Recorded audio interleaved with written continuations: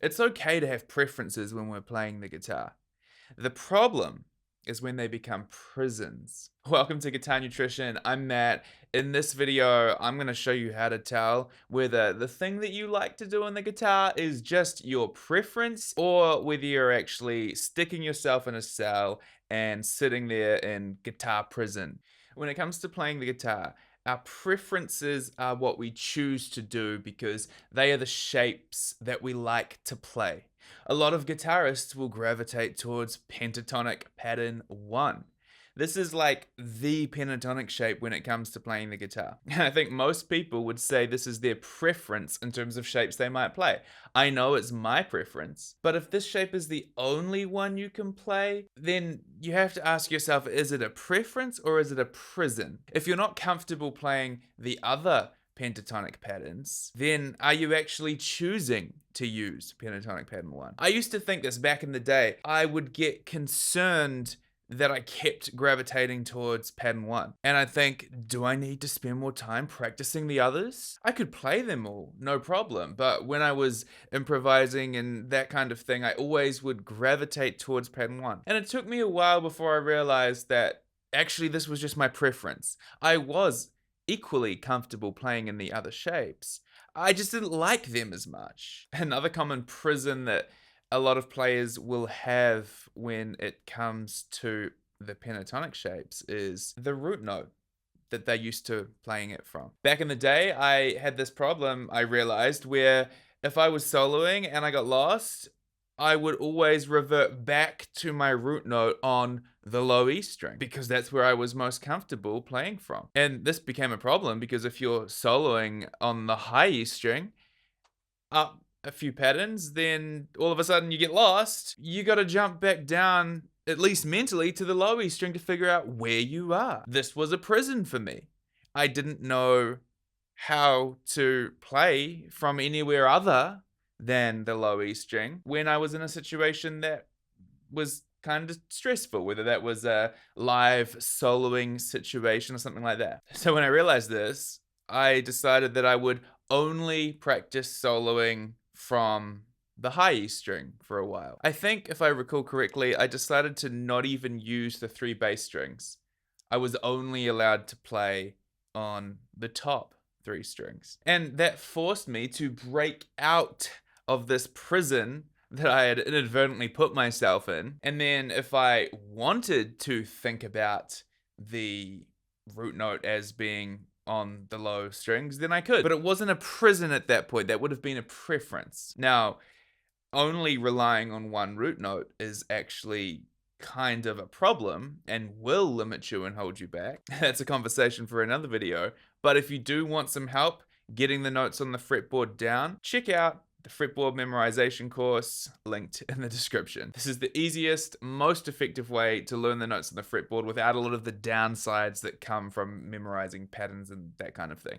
Check it out if you don't know your notes on the fretboard and see if it's for you. Another prison that I noticed I had back in the day were reliance on certain chord shapes. When I found myself in a situation that required me to use slightly different shapes, whether that be a different key, or just different inversions, I was stuck. So let's talk about how to determine whether something is a preference or a prison. One thing you can do is stress test whatever it is that you're concerned about. Do you think you rely too much on your pentatonic pattern 1? Well, you could throw in a backing track in a few different keys and limit yourself to only using the other patterns, for example. How comfortable are you at moving around these patterns without using pattern 1 as your reference point? If you get lost, do you know how to find yourself again?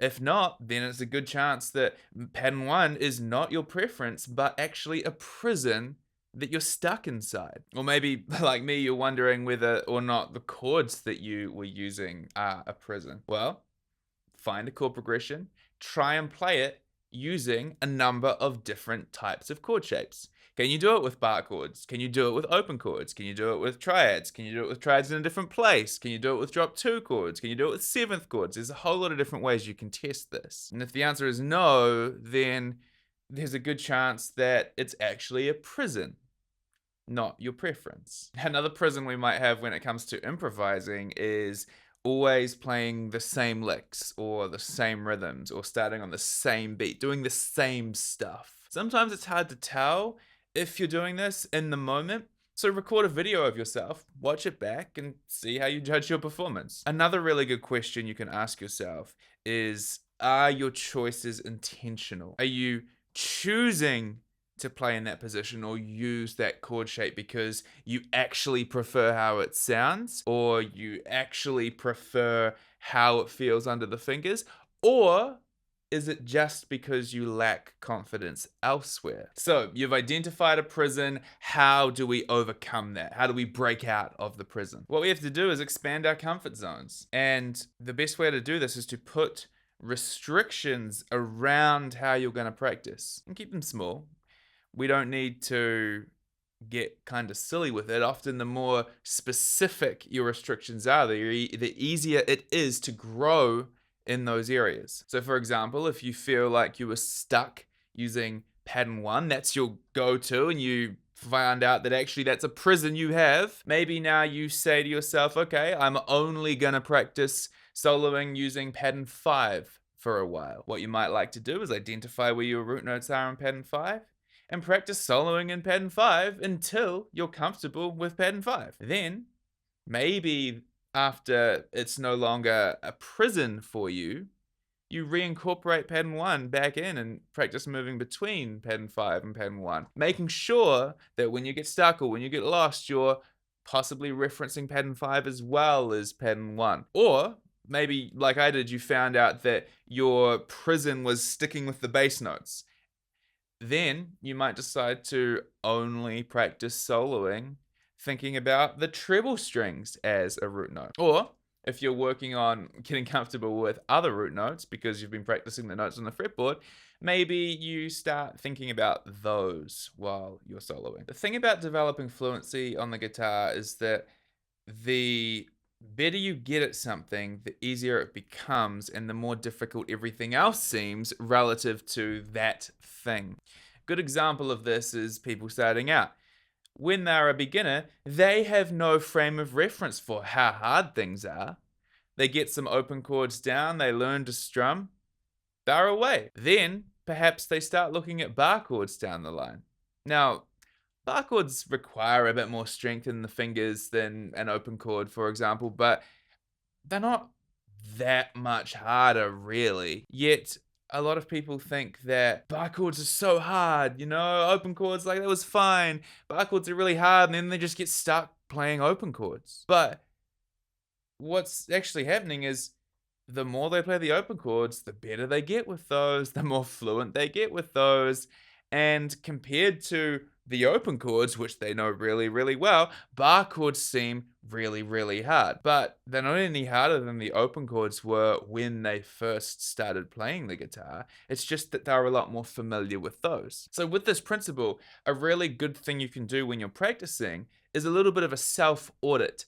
Ask yourself, what are you finding challenging when you're going through your practice? And don't just follow the path of least resistance and work on the things that are easy. Instead, when something is a little bit challenging, shift your focus to that and try and pull that up to the level of the other things that you're playing. Now, the final thing I want to say, your preferences are not bad. Individual preferences are what make you unique as a guitar player. The goal is not to eliminate our preferences. It's to give us the freedom so that we can choose to use our preferences while also fully being able to do everything else. So here's a challenge for this week.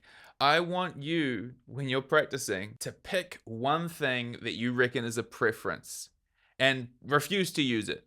You've got to try something else. What you'll probably find is it'll be uncomfortable, first of all, but I think it will ultimately expand your creativity and give you more freedom on the instrument. Let me know in the comments how it goes. The fretboard course I mentioned, linked in the description. If you enjoyed this video, you might like this one. Otherwise, go play some guitar. I'll catch you next time.